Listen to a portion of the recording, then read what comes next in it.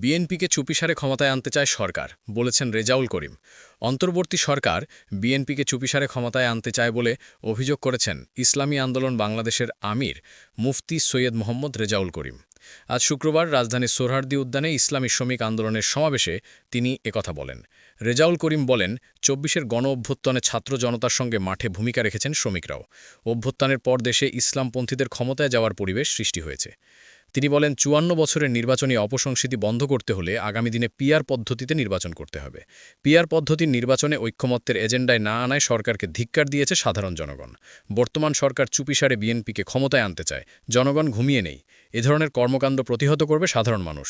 সমাবেশে ইসলামী আন্দোলন বাংলাদেশের সিনিয়র নায়েবে আমির সৈয়দ ফয়জুল করিম বলেন, সমাজের এক শ্রেণী অতি ধনী হবে, আরেক শ্রেণী গাছতলায় বাস করবে, তা চায় না ইসলামী আন্দোলন বাংলাদেশ। ইসলামী আন্দোলনের আমির আরও বলেন, আগামী জাতীয় নির্বাচনে ইসলামের পক্ষে শক্তি আর ইসলামের বিপক্ষে শক্তির মধ্যে যুদ্ধ অনিবার্য।